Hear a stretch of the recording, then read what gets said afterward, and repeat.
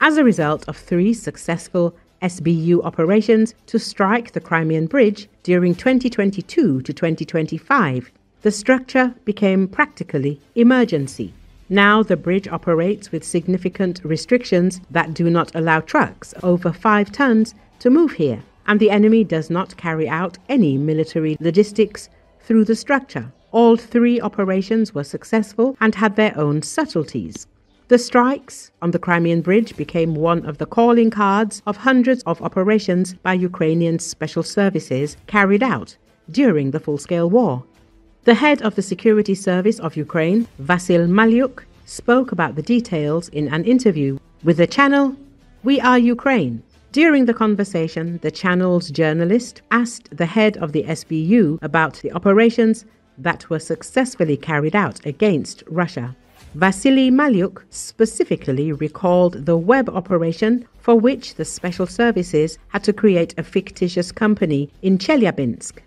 Continuing the conversation, Malyuk also recalled the 3 attacks on the Crimean Bridge, the first of which was carried out in October 2022. In fact, there are hundreds of implementations and each of them is worthy of respect and it is worthy of attention. But if, well, you can call it a certain calling card, then yes, indeed, the Crimean Bridge, especially the first strike. It was October the 8th, 2022. It was the 70th birthday of Putin, and it was then that we gave him a corresponding gift, noted Malyuk. The head of the SBU recalled the morning of the day when the first strike was carried out. Part of the roadway of the structure ended up in water, and nearby, on the railway tracks, fuel tanks were burning. Vasily Malyuk called this operation mega successful. The operation of strikes on the Crimean Bridge continued with the second attack, carried out in 2023. Then the special services managed to get in not from land, but from the sea. Well, however, this was not the only attack on the Crimean Bridge. A year later, in 2023, we entered not from land, but from the sea, noted Malyuk. The second attack was carried out with the help of 2 surface drones. It was carried out thanks to the team of the 13th Main Directorate of the Department of Military Counterintelligence, as well as General Hunter, the brother of the head of the SBU, as noted by Malyuk himself. The third attack on the Crimean Bridge took place in 2025. This operation also had its own peculiarities, since the special services approached the structure underwater. I won't go into all the details, but we entered from land, entered on the water surface, and in 2025 we entered underwater. There were 2 strikes, each containing 100 tons of TNT equivalent.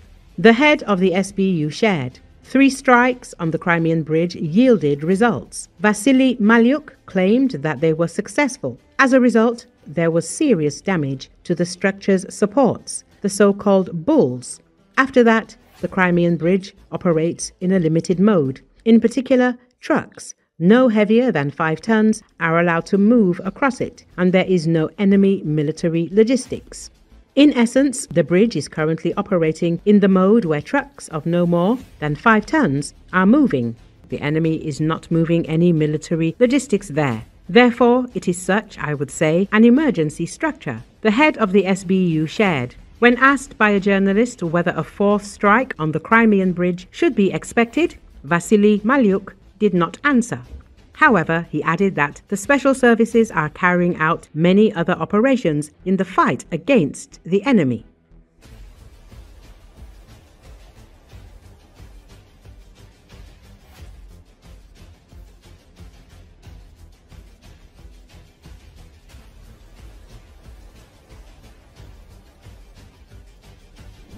Ukraine's President Volodymyr Zelensky arrived in Berlin on Wednesday for talks with Germany's Chancellor Friedrich Merz and held virtual meetings with U.S. President Donald Trump and other European leaders.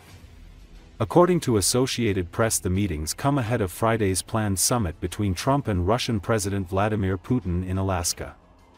They were convened by Merz as a last-ditch effort to make sure Trump took the perspectives of European and Ukrainian leaders into consideration when he meets Putin to discuss a path toward ending Moscow's war in Ukraine. Zelensky and the Europeans have been sidelined from the Alaska summit, raising fears among Kiev's European allies that discussions between Trump and Putin could exclude Ukraine or otherwise favor Moscow. Everything related to Ukraine must be discussed exclusively with Ukraine, Zelensky said from Berlin. We must prepare a trilateral format for talks. There must be a ceasefire. Number 1, there must be security guarantees, and they must be strengthened if Russia does not agree to a ceasefire in Alaska, he added. The Ukrainian leader on Wednesday said his government has had over 30 conversations with partners ahead of the summit, but reiterated his doubt that Putin would negotiate in good faith. French President Emmanuel Macron, meanwhile, said Trump was very clear in a virtual meeting Wednesday with European leaders that the U.S. wants to achieve a ceasefire at the upcoming U.S.-Russia summit in Alaska.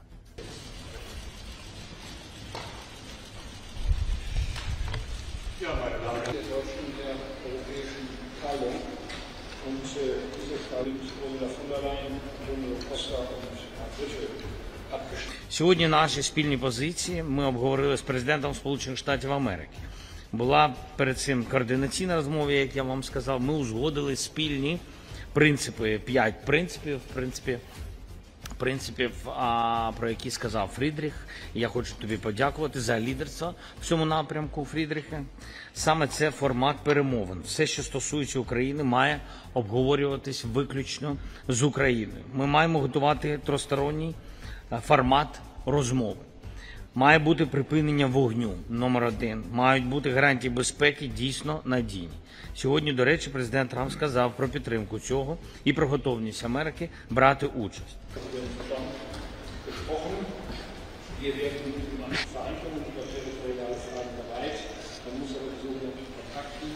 Також серед погоджених принципів Росія не може мати права вето щодо європейської та натівської перспективи України.